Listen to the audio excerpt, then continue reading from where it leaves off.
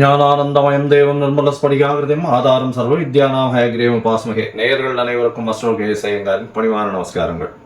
பராபவ வருஷம் 14/4/2026 இது தமிழ் வருஷங்களில் பார்த்தாலேயானால் 60 வருஷங்களில் 40வது வருஷமாக வருது. விஸ்வாவசு வருஷம் அப்படின்றதுக்கு அடுத்ததாக பராபவ வருஷம் வருது. இந்த வருஷத்தினுடைய ராஜா அப்படின்னு பார்த்தோம்னா குரு பகவான். மந்திரி செவ்வாய். இந்த வருஷத்தில் மந்திரி செவ்வாயாக இருக்கார். இந்த வருஷத்தில் சேனாதிபதி அர்க்கியாதிபதி அப்படின்னு சொல்லக்கூடியவர் சந்திரன். அதனால் பார்த்தாலேயானால் தானியங்கள் அதிகமாக கிடைக்கக்கூடிய வாய்ப்புகள் நிச்சயமாக உண்டு. இருந்தாலும் நெருப்பு சம்பந்தப்பட்ட பிரச்சனைகள் அதிகமாக வரக்கூடிய வாய்ப்புகள் உண்டு. ராஜா குருவாக இருக்கிறதுனால எந்த ஒரு விஷயத்தையும் நிச்சயமாக வெற்றிகரமாக கையாண்டு மக்களை காப்பாற்றக்கூடிய வாய்ப்புகள் உண்டு.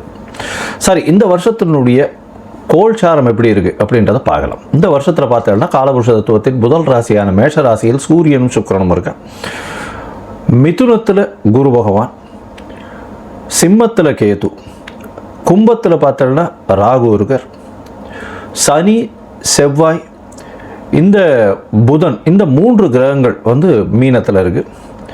இந்த வருஷம் பிறக்கக்கூடிய நாள் செவ்வாய்க்கிழமை. நட்சத்திரம் பார்த்தாலேயானால் இந்த வருஷம் பிறக்கக்கூடிய நாளான நட்சத்திரம் சதய நட்சத்திரம், ராகுவோட நட்சத்திரம்.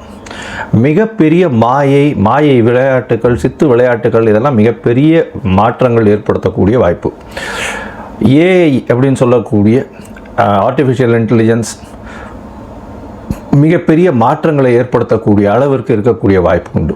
கம்ப்யூட்டர், சாஃப்ட்வேர், ஹார்ட்வேர் ப்ரோக்ராமிங், மாயை விளையாட்டுகள், ஃபண்டு டிரான்ஸ்போர்ட் ஆகுது. அதை தவிர இந்த ஏரோஸ்பேஸ், ஏரோடைனமிக், அதை தவிர காற்றின் வழியாக பிரச்சனைகள், இது எல்லாமே வரக்கூடிய காலகட்டமாக அமைய போகிறது. இந்த வருஷம் பார்த்தோம்னா ராகு கேத்துக்குள்ளே எல்லா கிரகமும் ஆரம்பிக்கிறது. எல்லா கிரகங்களும் இந்த வருஷம் ஆரம்பிக்கும் போது ராகு கேத்துக்குள்ளே இருக்கிறதால எந்த ஒரு விஷயமும் ஆரம்ப காலகட்டத்தில் தடையாக இருக்கும். இது குரு பகவான் மாறின உடனே, அதாவது 26/5/2026 குரு பகவான் கடகத்துக்கு வர்றார். இந்த வருஷத்தில் 3 பெயர்ச்சிகளும் நல்லபடியாக இருக்குது. அதாவது சனி பகவான் பெயர்ச்சியில் இருந்தாலும் வக்கரகதி அடைகிறார். எப்போ? 5/7/2026, அதாவது ஜூலை மாதத்தில். குரு பகவான் பெயர்ச்சி அடைகிறார் 26/5/2026. அப்போது அந்த 26/5 அப்போ பார்த்தலையானால் குரு பகவான் பெயர்ச்சி அடைகிறதன் மூலம் மிகப்பெரிய ஏற்றம். அது தவிர இந்த வருஷத்தினுடைய கடைசி, அதாவது ஒரு 10ஆம் மாதம் வாக்கில் பார்த்தலையானால், அதாவது 11ஆம் மாதம் 13/11/2026 அப்போ ராகு கேத்துவினுடைய பெயர்ச்சி இருக்குது. மிகப்பெரிய விசேஷம், மாற்றங்கள் ஏற்படக்கூடிய வாய்ப்புகள் இந்த வருஷத்தில் இருக்குது. ராகு கேத்துவின் பெயர்ச்சிக்கு அப்புறம் பார்த்தலையானால் மகரத்தில் ராகுவும் கடகத்தில் கேத்துவும் இருக்கக்கூடிய காலம். இந்த காலகட்டத்தில் பார்க்கும்பொழுது குருவோடு சேர்ந்து இருக்குது. அதாவது குரு பகவான் இந்த வருஷம் திருப்பியும் பெயர்ச்சி ஆகிடுறார். 10ஆம் மாதத்துலேயே பெயர்ச்சியாகி சிம்மத்துக்கு போகிறார். இந்த காலகட்டத்தில் பார்த்தாலேயானால் குரு பகவான் சிம்மத்தில் இருக்கிறது ரொம்பவுமே விசேஷம். ஆட்சி வீடு, அதாவது சிம்மம் அவருடைய நட்பு வீடுன்னு சொல்லக்கூடியது. அதனால் மிகப்பெரிய ஏற்றம் கிடைக்கும். இந்த ராசியில் உட்கார்ந்துட்டு அவர் 5ஆம் பார்வையாக தனுசை பார்க்கறதுனால நல்ல ஒரு ஏற்றம் கிடைக்கக்கூடிய வாய்ப்பு. வெளியூர், வெளிமாநிலம், வெளிநாட்டில் நல்ல ஒரு அந்தஸ்து இருக்கக்கூடிய வாய்ப்புகள் நிச்சயமாக இருக்கும். இந்த வருஷத்தில் இந்த ஏற்கனவே போர் சூழல் இருக்குது அப்படின்னு நான் ஏற்கனவே, அதாவது மாசி மாதத்திலே சொல்லியிருந்தேன். அதாவது விஸ்வாவசு வருஷம் மாசி மாதத்திலே போர் சூழல்கள் நிச்சயமாக வரும்னு சொல்லியிருந்தேன். அந்த மாதிரி போர் சூழல் வந்தது. இப்போ பார்த்தோம்னா போர் சூழல்கள் சற்று அமைதிப்படக்கூடிய வாய்ப்புகள் உண்டு. எப்போத்துலேருந்து? அதாவது மே மாதம் 2026 பார்த்தீங்கன்னா போர் நிச்சயமாக கம்மியாகக்கூடிய வாய்ப்புகள் உண்டு. அதற்கு பிறகு 11ஆம் மாதத்துக்கு அப்புறம் போர் நிச்சயமாக தனியக்கூடும், ரொம்பவுமே தனியக்கூடும். இதில் பார்த்தலையானால் இந்த இது அரேபியன், சவுத் வெஸ்ட் ஏஷியன் கண்ட்ரீஸ்ன்னு சொல்லக்கூடிய அரேபியன் கண்ட்ரீஸினுடைய கை ஓங்கக்கூடிய வாய்ப்புகள் நிச்சயமாக இருக்கும். வெஸ்டர்ன் கண்ட்ரீஸ் கொஞ்சம் பிரச்சனைகள் ஆகக்கூடிய வாய்ப்புகள் நிச்சயமாக உண்டு. அரேபியன் கண்ட்ரீஸ் ரொம்ப ஸ்ட்ராங் ஆகக்கூடிய வாய்ப்பு இருக்கக்கூடிய வாய்ப்புகள் நிச்சயமாக உண்டு. இந்த வருஷத்தில் பார்த்தலையானால் உங்களுக்கு தங்கத்தினுடைய விலை 12,000 15,000 அதே ரேட்லேயே இருக்கும். அது தவிர வெள்ளியினுடைய விலை சீராக ஏறி கிட்டத்தட்ட ஒரு 300, 350, 400 ரூபாய் பர் கிராமுக்கு கொண்டு வந்துடும். இப்போ பார்த்தோம்னா இந்த வருஷம் நம்மளுடைய இந்தியன் கரன்சி ஸ்டேபிளாக இருக்கும். இருந்தாலும் டாலர் ஸ்டெபிலிட்டினால் வந்து இந்தியன் கரன்சி சற்று வீழக்கூடிய வாய்ப்புகள் மிகவும் அதிகம். 105 ரூபா வரலும் போகக்கூடிய வாய்ப்புகள் நிச்சயமாக இருக்குது. அது தவிர பார்க்கும்பொழுது ஷேர் மார்க்கெட் இண்டிசஸில் நல்ல ஒரு ஏற்றங்கள் இருக்கக்கூடிய வாய்ப்பு. மே மாதத்துக்கு மேலே ஷேர் மார்க்கெட்டில் மிகப்பெரிய மாற்றங்கள் வரும். ஷேர் மார்க்கெட்டில் நிச்சயம் ஏற்றம் இருக்கும். எக்ஸ்போர்ட் இம்போர்ட் பிஸ்னஸ்லாம் வந்து பார்த்தோன்னா ஏப்ரலுக்கு மேலே மே மாதத்துக்கு மேலே நல்லபடியாக இருக்கக்கூடிய வாய்ப்பு. ஏன்னா குரு பகவான் 12ஆம் இடத்து தன்னோட வீட்டையை பார்க்கும்பொழுது நிச்சயமாக ஏற்றம் கிடைக்கும்.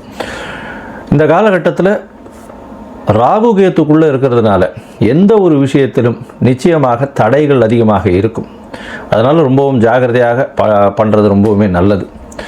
பெண்களுக்கு சிறு சிறு தடங்கல்கள் வரும். அரசாங்கத்தின் மூலியமாக அரசாங்கத்தில் பெண்களுக்கு வந்து அந்த அளவு ஏற்றம் இருக்கக்கூடிய வாய்ப்புகள் இல்லை.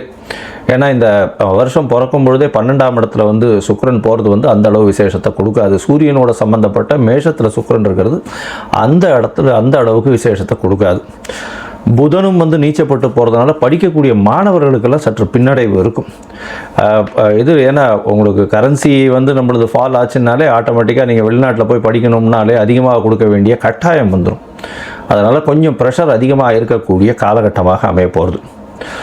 இந்த வருஷத்தில் வந்து தானியங்கள் அதிகமாக விளையக்கூடிய வாய்ப்பு, பால் சம்பந்தமான விஷயங்கள் நல்லபடியாக இருக்கக்கூடிய காலகட்டமாக இருக்கும். எந்த ஒரு பிரச்சனையையும் நிச்சயமாக சமாளிக்கக்கூடிய ஒரு பெரிய விஷயம் வந்து நம்மளுடைய கண்ட்ரிக்கு நிச்சயமாகவே இருக்கும். ஏன்னா குரு பகவான் வந்து இந்த வருஷத்தினுடைய ராஜா பொறுப்பில் இருக்கிறதுனால எந்த ஒரு விஷயத்தையும் எல்லாத்தையும் அனுசரித்து போகக்கூடிய நல்ல ஒரு ஏற்றம் இருக்கும். சட்டத்திட்டங்கள் கடுமையாகக்கூடிய வாய்ப்புகள் உண்டு. ஏன்னா மந்திரி வந்து செவ்வாயாக இருக்கிறதுனால. சரி, இந்த வருஷம் மேஷம் முதல் மீனம் வரை எப்படி இருக்குது அப்படின்றத பார்க்கலாம். ஒரு ராசியாக பார்க்கலாம். அதற்கு முன்னாடி என்னுடைய மொபைல் நம்பர் காலிங்கில் போயிட்டு இருக்கும். உங்களுக்கு அஸ்ட்ராலஜிக்கல் கன்சல்ட் தேவைப்படுமே ஆனால் நீங்கள் எனக்கு ஃபோன் பண்ணுங்க. உங்களுடைய date time place of birth சொல்லுங்கள். உங்களுடைய பெயர் தாய் தகப்பனார் பெயர் அனுப்புங்க. என்னுடைய கட்டணம் என்னன்னு சொல்கிறேன். இந்த கட்டணத்தை வந்து பே பண்ணிவிட்டு யூடிஆர் நம்பர் ஷேர் பண்ணுங்க. ஏன்னா நான் பார்த்த அதாவது 70 to 80% ஜாதகத்தில் பார்த்தேன்னா சந்தி நிறைய இருக்கும். அதாவது நட்சத்திர சந்தி, நட்சத்திர பாத சந்தி, அது தவிர லக்ன சந்தி இதெல்லாம் இருக்கும். இந்த காலகட்டம் நன்னா இருக்குன்னு நினச்சிட்டு இருப்பா. ஆனால் அவளுக்கு பெரிய அடி விழக்கூடிய வாய்ப்புகள் உண்டு. ஏன்னா அவள் வந்து மிருகசீரிஷம் 2ஆம் பாதம்னு நினச்சிட்டு இருப்பா. மிருகசீரிஷம் 3ஆம் பாதத்தில் இருக்கும்.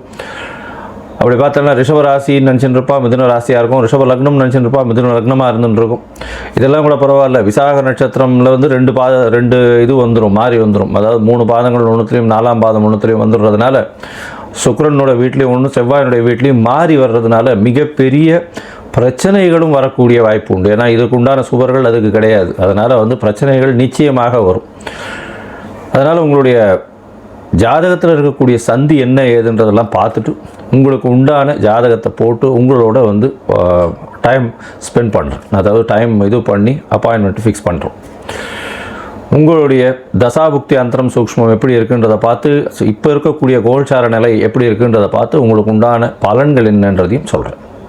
சரி, இப்போ மேஷம் முதல் மீனம் வரை இந்த பராபவ வருஷம் 2026, 27 என்னென்ன மாற்றங்கள் ஏற்றங்கள் கொடுக்கும் அப்படின்றத பார்ப்போம். கிருத்திகை, ரோகிணி, மிருகசீரிஷம் இந்த 3 நட்சத்திரம் 9 பாதங்களை கொண்ட ராசியின் அதிபதினு சொல்லக்கூடியவர் சுக்கிரன். ராசிக்கு 12ஆம் இடத்துல இந்த வருஷம் ஆரம்பத்தில் இருக்கிறார். இந்த வருஷத்தில் பார்த்தலையானால் ராகு கேத்துக்குள்ளே எல்லா விஷயங்களும் வருது. உங்களுடைய ராசிநாதனும் 12ல் போயிருக்கார்.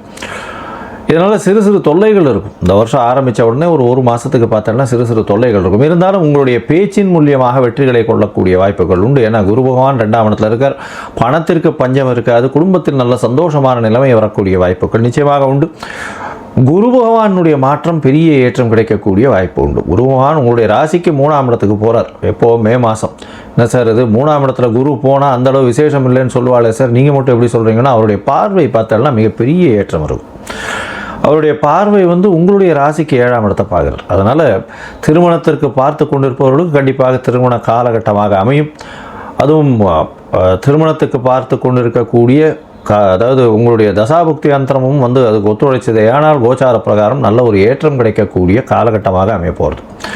உங்களுடைய ராசிக்கு பார்த்தலையானால் 10ஆம் இடத்துல இருக்கக்கூடிய ராகு பகவான் 9ஆம் இடத்துல போகிறார். 9ஆம் இடத்துல போய் ராகு பகவான் போகிறாரே சார், 9ஆம் இடத்துல ராகு பகவான் போனாலும் உங்களுக்கு ஒரு பெரிய ஏற்றத்தை கொடுக்காம போக மாட்டார். ஏன்னா 9ஆம் இடம்ன்றது மகரத்தில் போய் உட்கார்றார். அதுவும் வந்து சுக்கிரன் சனி புதனுடைய எந்த ஒரு இதுவாக இருந்தாலும் சரி, ராகுவுக்கு மிகப்பெரிய ஏற்றம். அதாவது சுக்கிரனுடைய அணியில் இருக்கிறதுனால பெரிய ஏற்றத்தை கொடுப்பார். ராகுவை பொறுத்தவரையிலும் மகரத்தில் இருக்கும்பொழுது பெரிய மாற்றங்களை கொடுக்கக்கூடிய வாய்ப்புகள் உண்டு. உங்களுக்கு வெளிநாடு வெளியூர் போகக்கூடிய பாக்கியத்தை கொடுக்கக்கூடிய காலகட்டம். படிப்புக்குன்னு வெளிநாடு போகக்கூடிய பாக்கியத்தை திடீரென்று ஒரு ஏற்றத்தை கொடுக்கக்கூடிய வாய்ப்புகளை நிச்சயமாக கொடுப்பார். உங்களை பொறுத்தவரையிலும் திருமண பாக்கியம் அமையக்கூடிய வாய்ப்புகள் இந்த காலகட்டத்தில் அமையும். பணவரவிற்கு பஞ்சம் இருக்காது. 3ஆம் இடத்துல வந்து கேது பகவான் வரப்போகிறார். அதாவது 11ஆம் மாதத்துக்கு மேலே சிறு சிறு தடங்கல்கள் இருக்கும். ஆனால் முயற்சிகள் ரொம்ப வந்து ஃபோக்கஸ்டாக, அது தவிர வந்து எந்த ஒரு விஷயத்திலையும் வந்து டீப்பாக அனலைஸ் பண்ணக்கூடிய விஷயங்கள் இருந்தது. ஆனால் நிச்சயமாக வெற்றி பெறக்கூடிய வாய்ப்புகள். விடாமுயற்சி உங்களுக்கு ஒரு விஸ்வரூப வெற்றியை கொடுக்கக்கூடிய காலகட்டமாக அமைய போகிறது. இதன் மூலியமாக, ஏன்னா 3ஆம் இடத்துல கேத்து இருக்கிறதுனால சிறு சிறு தொல்லைகள் வந்து படிப்பினையை கொடுக்கும். அது ஒரு பெரிய வெற்றியை சேர்த்து கொடுக்கக்கூடிய காலகட்டமாக. தவிர பார்த்தோம்னா உங்களுக்கு 11ஆம் இடத்துல சனி பகவான் இருக்கிறது ஒருத்தரே போகும். 11ஆம் இடத்துல இருக்கிறதுனால தொழிலில் மிகப்பெரிய ஏற்றம் இருக்கும். செய்யக்கூடிய வேலையின் மூலியமாக அபரிமிதமான லாபங்கள் வரக்கூடிய, பணம் வரக்கூடிய வாய்ப்புகள் உண்டு. 11ஆம் இடத்துல சனி இருக்கிறதுனால மூத்த சகோதரர்களோட சிறு சிறு பிணக்குகள் இருந்தாலும் பணவரவிற்கு பஞ்சம் இருக்காது, கவலைப்பட தேவையில்லை. 2வது திருமணத்துக்கு சற்று பின்னடைவு இருக்கக்கூடிய வாய்ப்புகள் நிச்சயமாக உண்டு. படிக்கக்கூடிய மாணவர்களுக்கு நல்ல ஒரு ஏற்றம். முயற்சிகள், விடாமுயற்சிகள் இருந்ததுன்னா நல்ல ஒரு ஏற்றம் கிடைக்கக்கூடிய காலகட்டமாக அமைய போகிறது. உங்களுடைய ராசிக்கு பார்த்தோன்னா 10ஆம் மாதத்துக்கு மேலே தாயின் உடல்நிலையில் நல்ல ஒரு ஏற்றம் இருக்கக்கூடிய வாய்ப்பு. படிக்கக்கூடிய மாணவர்களுக்கு பெரிய ஏற்றம் இருக்கக்கூடிய காலகட்டமாக அமையும். அது தவிர வந்து தொழிலில் ஒரு பெரிய மாறுதல்கள் ஏற்படக்கூடிய வாய்ப்புகள் நிச்சயமாக இருக்கும். மொத்தத்தில் பார்க்கும்பொழுது இந்த ரிஷபராசிக்காரர்களுக்கு பராபவ வருஷம் பார்த்தோன்னா மிகப்பெரிய ஏற்றம் பொற்காலமாக அமையக்கூடிய காலகட்டமாக அமையும். எடுத்த காரியங்கள் நிச்சயமாக நிறைவேறும். ராசிநாதன் 12ஆம் இடத்துல இந்த வருஷத்தில் ஆரம்பத்தில் இருந்தாலும் கணவன் மனைவிக்குள்ள நல்ல ஒரு அந்யோன்யம் ஏற்றம் இருக்கக்கூடிய வாய்ப்பு. எதிர்பாலினத்தவர் மூலியமாக நல்ல ஒரு ஏற்றம் இருக்கக்கூடிய வாய்ப்பு. அது தவிர வந்து பார்ட்னர்ஷிப் பிஸ்னஸில் திடீர் லாபங்கள் வரக்கூடிய வாய்ப்புகள் நிச்சயமாக உண்டு. தொழிலில் அபரிமிதமான ஏற்றங்கள் இருக்கக்கூடிய காலகட்டம். திருமணம் கைகூடக்கூடிய வாய்ப்புகள் நிச்சயமாக உண்டு. குருவின் பார்வை 7ஆம் இடத்துல விழுறதுனால. அது தவிர பார்த்தோம்னா குருவின் பார்வை 9ஆம் இடம் 11ஆம் இடத்துலையும் விழுறதுனால வெளிநாடு வெளியூர் வெளிமாநிலம் சென்று வரக்கூடிய பாக்கியம் நிச்சயமாக கிடைக்கும். அது தவிர ராகுவினுடைய மாற்றமும் உங்களுக்கு ஒரு பெரிய ஏற்றத்தை கொடுக்க போகிறது. நீங்கள் நினைக்க முடியாத அளவுக்கு பெரிய மாற்றத்தை ஏற்படுத்தக்கூடிய மாறுதல்கள் நடக்கக்கூடிய காலகட்டமாக அமைய போகிறது. இந்த வருஷம் பார்த்தீங்கன்னா உங்களுடைய ராசிக்கு 2, 5 அதிபதினு சொல்லக்கூடிய புதன் வந்து 11ஆம் இடத்துல நீச்சப்பட்டாலும் ஒரு நல்ல ஒரு ஏற்றம். ஏன்னா புதன் நீச்சப்பட்டாலும் சரி, மறைந்திருந்தாலும் சரி, அபரிமிதமான கல்வியை கொடுப்பார். அவர் 11ஆம் இடத்துல நீச்சப்பட்டு போனார். அதனால் வந்து மூத்த சகோதரர்களோட சிறு சிறு பிணக்குகள் இருக்கக்கூடிய வாய்ப்புகள் நிச்சயமாக இருக்கும். குடும்பத்தில் நல்ல ஒரு ஏற்றம் இருக்கும். கணவன் மனைவிக்குள்ள நல்ல ஒரு சந்தோஷம் இருக்கக்கூடிய காலகட்டம். குழந்தை பிராப்தி ஏற்படக்கூடிய பாக்கியங்கள் இந்த காலகட்டத்தில் நிச்சயமாக உண்டு. சொந்த தொழில் செய்கிறவாளுக்கு பெரிய ஏற்றம் கிடைக்கக்கூடிய காலகட்டமாக அமைய போகிறது. இந்த காலகட்டத்தில் பார்த்தீங்கன்னா உங்களுக்கு நல்ல ஒரு ஏற்றம் இருந்தால், குருவினுடைய பார்வை நல்லபடியாக இருக்கக்கூடிய காலகட்டமாக இருந்தாலும் குரு 3ஆம் வீட்டில் இருக்கிறதுனால சிறு சிறு பிரச்சனைகளை கொடுக்கக்கூடிய வாய்ப்பு, சில இடத்துல பின்னடைவை கொடுக்கக்கூடிய வாய்ப்புகள் நிச்சயமாக இருக்கும். அதனால் வந்து குருவுக்கு உண்டான எளிய பரிகாரம் அப்படின்னு சொல்லக்கூடியது, இந்த மஞ்சள் கலர் வஸ்திரம் தானம் கொடுங்க. அருகில் இருக்கக்கூடிய விநாயகர் கோவிலில் போய்ட்டு உங்களால் முடிஞ்சு பால் அபிஷேகத்தை கொடுத்துட்டு வாங்க. முடிஞ்சதுன்னா மூக்கு கடலை மாலை வந்து தட்சிணாமூர்த்திக்கு போட்டு வாங்க. குரு காயத்ரி மந்திரம் சொல்லிட்டு வாங்க. அருகில் இருக்கக்கூடிய ஆஞ்சநேயரை போய் வழிபட்டுட்டு வாங்க. உங்களுக்கு குருவினால் வரக்கூடிய பிரச்சனைகள் அனைத்துமே நிச்சயமாக மாற்றத்தை, ஏற்றத்தை கொடுக்கக்கூடிய காலமாக அமையும்.